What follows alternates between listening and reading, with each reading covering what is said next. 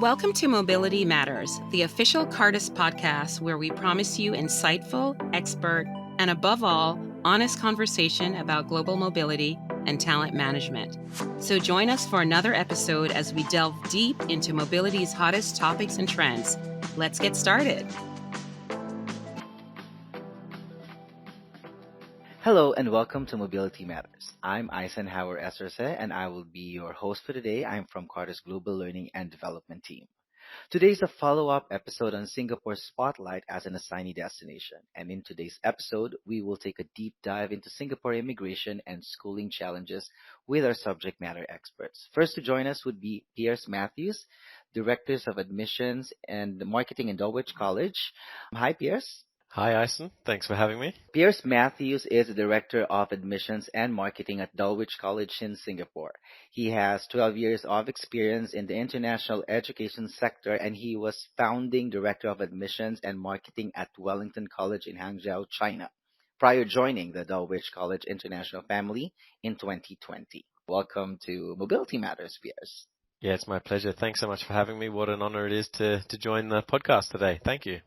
The honor is ours. Also, we have Jocelyn Tan, a Cartus Destination and Real Estate Services Manager. Hi, Jocelyn. Hi, Ison. Jocelyn is Client Services Manager handling the Destination and Immigration Services team in Singapore. She has been with Cartus for 9 years now and is well-versed in relocation expatriates. So thank you for joining us today. I know we have discussed this in the previous episode where Singapore is a popular assignee destination for companies given its location, diverse population, and stable infrastructure. But when employees relocate with families, children's schoolings will fall into one of the top concerns they have. Can we give our listeners a preview of what the education landscape of Singapore schooling is, Jocelyn, based on your team's experience? The landscape of schools in Singapore is diverse, and we do offer a range of options. So we have three categories of schools in Singapore. We have the local schools, that provide education mainly to Singapore citizens and permanent residents, and they follow the Ministry of Education curriculum, which includes subjects like English, Math, Science, Mother Tongue Language, and usually after completing the primary schools, the students will proceed on to secondary school to complete their GCE O-level examination, and once they graduate, they will have the option to either enroll in junior colleges or polytechnics for pre-university education respectively. And then we have the second category, which is private schools, and they offer an alternative education pathway in Singapore, catering to both local and international students. So they do have a variety of curriculums, such as the International Baccalaureate or the Cambridge A-levels. So this is more flexible and a diverse range of programs to provide an attractive option for students who don't fit into the traditional local education system. And the third category that we have are the international schools. So this cater primarily to expatriate families, and they follow the foreign curriculum. So they have the advanced placement system as well as the international curriculum, and they have a more diverse student body as compared to local schools. So it's important to note that we do have a high quality education system in Singapore for both the local and international schools. And the choice of schools really depend on the family's specific needs, like the child's nationality, educational goals, as well as personal preferences. And the tuition fees for such schools can vary widely, and is also another factor for families making the decision on which schools to enroll their children in. Now, this question goes to Pierce. Can you tell us what are the admission requirements that international schools commonly look for? Yeah, absolutely. And as Jocelyn has just shared, Singapore is pretty famous for its schooling, for its education. In terms of international schools, Singapore has more than 50 schools covering a range of different curricula. You've got your IB diploma program curriculum, IGCSE, A-levels, as well as a lot of different national curricula. So you may have Australian or Japanese or German curricula. So there's a huge variety of international schools, and Singapore's famous for having some of the very best international schools in the world. As a result of this, the admissions requirements and criteria are going to vary pretty significantly amongst the different types of schools. So some of the schools are very academically selective, and there'll be very strict criteria on academics and testing requirements. Some of them are not. Some of them are higher tuition fee, some are more affordable. So in general, I think while the different criteria will depend based on the school that you choose and the curriculum that you're going for, some of the things in general, I think that all schools are looking for parents who are engaged in the process. They have done their research. They understand the school that they're applying for, and they know why they've chosen it. And I think schools would like parents to be able to articulate how their school's values align with the parents and the family and their desires for their children. Definitely, we want to see students who are engaged in that admissions process. They're enthusiastic. They'll take advantage of all the different opportunities, whether that's academic, co-curricular, or social. Language is a big factor. So depending on the school, the language abilities of your child will come into play. Some schools have strong English as an additional language or English as a second language provision, and will be able to support children with a wide range of language ability, but some will expect children to have much stronger English language before they join. So that's in a nutshell. I think those cover some of the broader areas that parents should be thinking about. Thank you so much for sharing that, Pierre. So what are the unique qualifications that Dulwich is looking for with their student? Yes, absolutely. So Dulwich College Singapore probably falls into the line of being an academically selective school. We are known for our academic rigor, but also in providing a really holistic, well-rounded education with many, many opportunities for the children. And we're also well known for developing global citizenship, so really those future-ready skills that are going to help students thrive not only at school, but also in university and then beyond in their careers. So to that end, we are seeking to build a community of like-minded people who share these values. We definitely want families and parents who are seeking that type of an education, and they're aligned with our values and our guiding statements. It's always great when we have parents who are engaged in that admissions process and are enthusiastic about meeting our team and getting to know the school, learning about what we offer.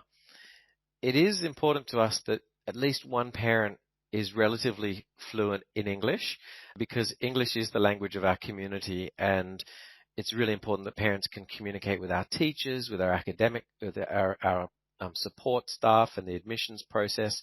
So we definitely want at least one parent to be quite a fluent English speaker. We do want families who are going to contribute to our community, attend events, support with activities, and build that overall feeling of community that we all love so much. In terms of the children themselves, we are definitely looking for academic ability. We want to see students who are academically robust and have a strong potential, but beyond that, we do look at this process really holistically. So we're looking for students that have a really clear passion and skills, whether they're really into sport or art or music or dance or computer science, whatever it is. We love to see children who have these really clear passions that shine through, and students that are willing to be individuals, right? Willing to be themselves, let themselves shine, show off what their unique contribution to the college culture will be. So I wouldn't like to share the criteria as you must meet X point on a scale. Of course, we have admissions testing, and our students do undertake different tests when they come in as part of the admissions process. But broadly, I'd like to more focus on the general attributes of the parents and the students who are joining. That sounds very intense, actually. But can you take us through what typically happens on the admissions procedure, like what parents and or child or children would typically need to prepare, or what schools offer, like specifically your school, to help prospective students and their parents decide on the school that's right for them, like a good fit?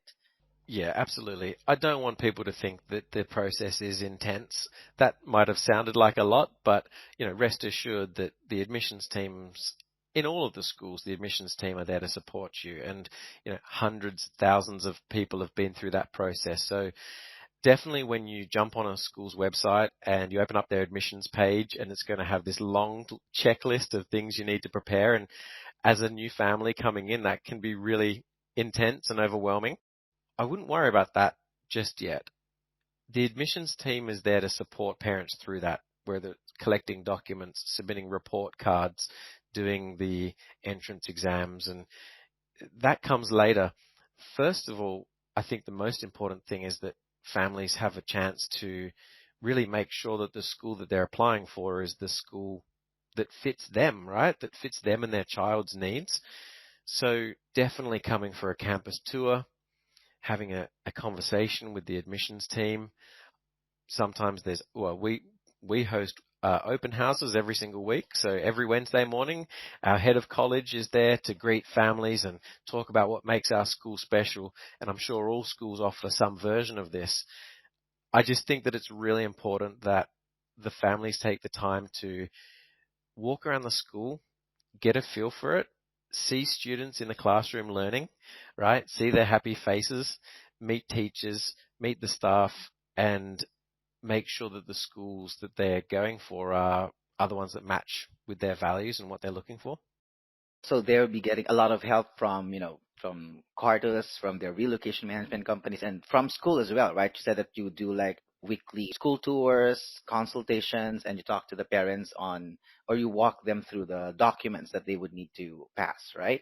Yeah, absolutely. And, beyond that, we have a program, a platform on our website that parents can actually reach out to existing parents. So they don't need to speak to someone in the admissions team. Maybe they'd rather speak to a parent in the school that has children of the same age or from the same nationality. And they just want to know what it would be like coming in from that perspective. And then that means that when they join the school, they've already got friends within the community. So yeah, the admissions team actually play a really important role because they're helping families through quite an intense and stressful period in their life. You're moving to Singapore. You not only have to find a school for your children, you're probably looking for a house or an apartment. You might be starting a new role in a job. That's a lot of pressure. So what we want to do is take that pressure off and try to make at least one aspect of it, the schooling aspect, as pleasant as possible. That actually sounds really great. Like they would get to meet other parents ahead of time. But I think one of the things that they would or they're anxious about would be availability. So, what's the current school application volume, the availability, and how early is too early to apply? How late is too late already? So, can you go ahead and give us an idea? Yes, sure. It's a good question. And how early is too early? Sometimes we have families coming for an open house where the mother is still pregnant with the baby. So they're looking years in advance, which I always say kudos to them for that. Really, as soon as you can, as soon as you know that you're moving to Singapore, that is when you really should start doing that research, narrowing down the school to a short list, hopefully visiting Singapore and visiting some of those schools in person. I'm sure you also want to do some house hunting, so try to set aside a good 3 or 4 days to, get accustomed to the country, see the schools, get a feel for the transport, the location, what that's all going to look like. At the end of the day, as we've shared before, Singapore is a very popular destination. It's a melting pot of cultures. It's vibrant. It's stable. It's got great food. It's a lovely place to live. And so it's a popular destination for expats. And as a result, schools generally have high demand. Absolutely, we do have wait lists and we're near capacity in many of our year levels. But the point is the waitlist moves. So as an international school, and I'm sure all of the schools are in a similar situation, as an international school, families come and go all the time. Families get relocated for work. They need to leave for various reasons. And so while we do operate a waitlist in many year groups, that waitlist can move quite quickly. So I wouldn't want parents necessarily to be discouraged by that. On the contrary, I'd just recommend families to reach out as soon as they can, get into the process, get onto that admissions process as early as they can when they know that they're moving to Singapore, and then the rest should follow. So, any last few tips for parents, as you are a parent yourself, having your daughters attend international schools? Any tips for assignees who's moving to Singapore? Yes, yeah, sure, absolutely. I guess my main tip would be for parents to try to make this a positive experience for their child. Moving to a new school can always be really daunting, and we don't want families to feel as though they're preparing their child for an exam. It can be quite scary to go in and do a test or do an exam. And in our school, we do ask children to record a short 1 or 2 minute video to introduce themselves, which can also be daunting. I would encourage parents to talk their child through the process, put them at ease, make them not feel as though it's such a scary process. They should enjoy it. Moving to a new country and moving to a new school is already challenging enough for children. Transitions is one of the most challenging things that a child can go through. We're here to support children through transition processes, but we also want to work with parents and try to make the admissions process and coming to a new school as positive as it possibly can be for children. Thank you so much. And just as an additional question, what is the demographic students' nationality in Singapore look like? Like, we have any breakdown that you could give us an idea for? I mean, in your school specifically. Yes, sure, absolutely. Well, Singapore is fascinating because it is just so diverse and multicultural, and different schools will have different diversity mix based on their curricula, where they're located, and the history and the heritage of the school. For us, we have over 30% of our students are British, and then the rest of those students make up 50 plus nationalities. So we're a really diverse community, and we're really proud of that. We love the fact that our student population is very diverse, and we feel that that gives this genuinely international experience that helps students become global citizens. So I can't speak for other schools, but what I can say is that Singapore in general is just a very diverse and multicultural place. And as a parent, bringing your child into that environment, you're doing the right thing for them. You're giving them this amazing experience that is going to last them for the rest of their life. They're going to open up new horizons and make friends from all over the world and build these memories that will last them for the rest of their life. And how does Dulwich partner with RMC like Cartus for smooth application or planning for an assignee's children when it comes to school application? Well, it's a good question. I think teams like Cartus have really good processes and are the experts in supporting families through everything, and schooling is just one part of that. What we try to do is just have really open lines of communication with the Cartus team. So if they have a new family coming on, they know that they can pick up the phone and get in touch with someone. We can arrange these personalized tours upon request if someone from the Cartus team reach out. So for us, it's essentially about having open lines of communication with the team. Thank you so much, Pierre. Speaking of Cartus and RMCs, we have Jocelyn, because I would want to talk about immigration now. Now, Jocelyn, tell us what the new Singapore immigration landscape is. Right. So this year we do have quite a bit of changes with the Ministry of Manpower, introducing a new work pass as well as a new framework for the application of the employment pass. And so we're here today to give you all the details of these new changes that might help you and your company plan ahead in terms of recruitment. So the first up we have is the One Pass, which is a new pass for high earners who have earned a fixed monthly salary of 30,000 Sing dollars or its equivalent in foreign currency for the last consecutive 12 months for either an established company overseas or in Singapore, or are expected to earn a fixed monthly salary of at least 30,000 in an established prospective company in Singapore. Another criteria would be if they are high achievers in outstanding achievements in sports, arts and culture, or academia and research. So one of the key features of this pass is that it has a longer pass duration of 5 years as compared to the employment pass, which has only a maximum of 3 years pass duration. This is what makes the One Pass stand out from the employment pass. Another feature of it is that the One Pass is an individual pass that allows its pass holder to concurrently start, operate, and work for multiple companies at any one time, as compared to the employment pass, which is tagged to a single employer. So this One Pass also grants its pass holder exemption from the Compass framework, as well as the Fair Consideration framework job advertising requirements. It also gives its spouse, who's on a dependent pass, the option to apply for a letter of consent, which will allow them to work in Singapore. The application can be done by the pass holders themselves or by their prospective or current employers, just that the issuance has to be done in person by the pass holders themselves. So apart from the One Pass, we also have the Compass framework, which is a new eligibility criterion imposed by MOM to ensure all candidates are considered fairly. So this Compass framework consists of a two-stage framework.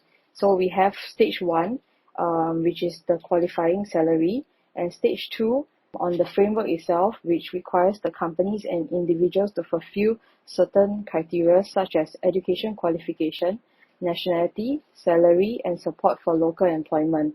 So candidates will have to fulfill the minimum salary requirement according to the Ministry of Manpower's salary gauge, as well as score a minimum of 40 points on the Compass framework in order to be eligible to submit an application for the employment pass.